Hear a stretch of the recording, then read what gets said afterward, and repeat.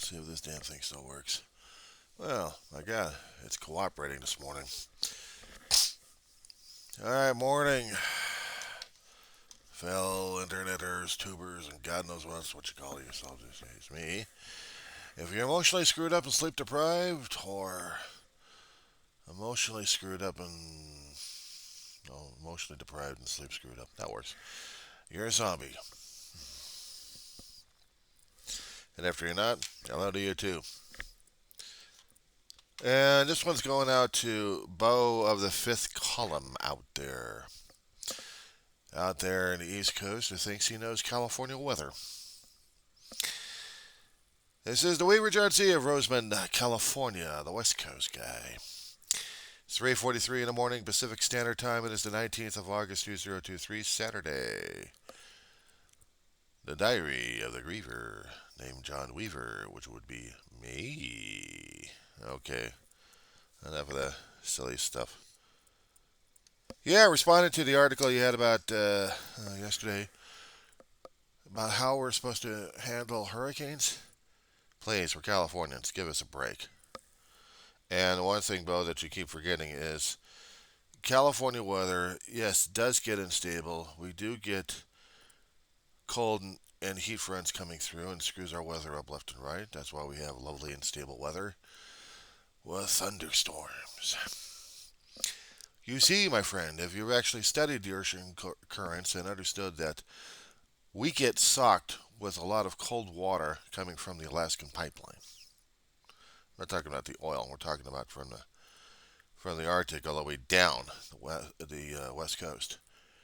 We do get severe storms, but they're not as crazy as the East Coast. And we do get, on occasions, we have the strong storms coming through and low and high pressures. High pressures would give us some wind as long as we have uh, another depression or another pressure gradient coming through that'll squeeze the winds and blow it our way. What is it? The hurricane, the highs go clockwise and lows go counterclockwise. Well, we get those winds a lot. We get what we call the Santa Anas coming through. That would be blown from east to west, hot winds, and we get a lot of that kind of turbulence. When we do get moisture coming up from the Gulf of Mexico, it's usually hitting you guys, but West Coast, it's going through the country or going up the coastline as Hillary is. We haven't seen a hurricane coming through our area because global warming has really screwed up the weather and the climate a great deal. We've had El Ninos. We've called them that. We've had strong winds. We've had strong surf. We have also had strong storms coming through that would actually give us the winds necessary to do some damage. We've had strong rain coming through, but we haven't had the major floodouts like you guys had. You guys are flatlanders. If you guys were up in the Appalachians, the mountains would be disrupting the cloud patterns like crazy. You wouldn't be having enough hurricane force. But because of your waters out on the East Coast, the warm waters are coming from the the Mid-Atlantic area and the equatorial area, moving up the coastline of your area, all the way to the Atlantic, all the way to the northern seas. We don't have that warm current. We have cold current. And what scares the hell out of me is if we actually had the warm current being replaced. You guys would understand how cold water would affect the storm system, except it takes away its power, especially when dealing with a hurricane. I lived in California all my life.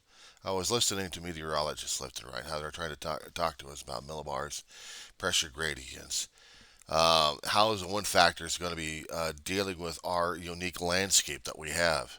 We have desert regions, but but besides the desert regions, the pocket areas that we actually get our asses roasted left and right.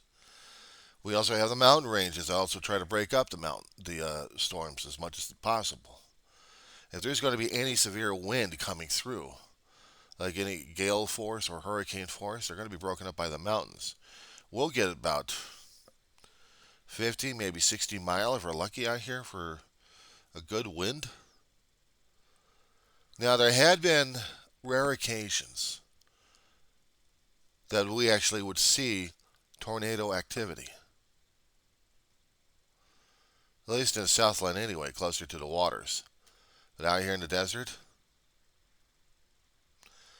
those winds would have to be pretty damn hard and pretty damn powerful on that.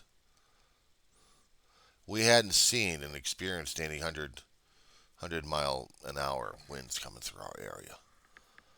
We'd seen a lot of dust devils.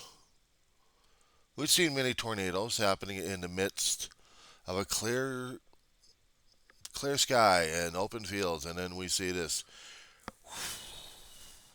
Sometimes it's a mild one, and sometimes we get tall columns. And there's no clouds in the sky. There's almost no wind, but we get these dust devils going. It's quite a sight to see. Now, if we're dealing with flooding, if we're talking about flooding of the coastline, we had to have the seas really screwed up that way in order to get us flooded. You guys get flooded all the damn time out there in the Gulf of Mexico and along the East Coast because you guys are so low to the water line. You're that much closer to the sea level. Now, I must admit that the coastal cities that we have are on alert. For some of those who have actually stayed here long enough in California, who remembered what the 80s and 90s were like when we actually had the El Nino systems coming through and giving us wind damage. Yeah, I remember that extremely. I've seen trees get toppled over in a bowl-shaped valley. San Fernando Valley, take a look at it. Go Google it. Put it on Google Maps. I'll wait. Now, if you actually looked at the shape of the San Fernando Valley, that's where I grew up mostly. And then you look at the Southland itself. We're talking about from Santa Barbara all the way down to San Diego. The landscape, the terrain. Crazy, isn't it? We're mountainous. You guys aren't. You guys are panhandle areas. You guys flood like crazy. You are low in the water line. You have a lot of heated hot water out there, shall I say, in the Caribbean. And that's what gives the hurricanes more energy, more strength to nail your asses left and right. No wonder you have more experience about it because that's how the Caribbean is. That's how the East Coast is because of the ocean currents. But we have the cold stuff coming down.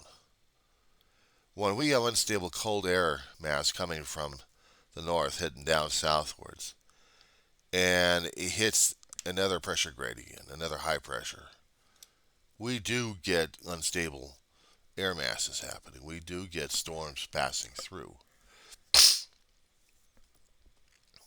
But with the mountain ranges that we have, it takes away all that energy from the storms unless they're really that unless they're being pressured somehow. Let's just say California doesn't get hurricanes, and I agree with that one. It's too damn early for me to try to keep thinking scientifically at this point, and I should be doing this a little bit later. However, I've been in this state all my damn life. There's no way in hell we get hurricanes because there's no way in hell we're going to get hurricanes.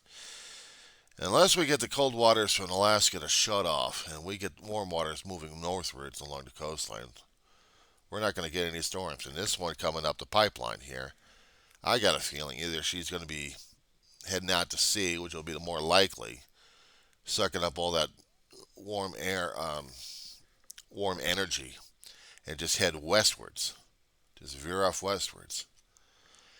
But unless we got the winds blowing and the gradients pushing this thing eastward, well, then we've got tropical storms out here. We've got heavy duty winds, and we may get some heavy duty showers.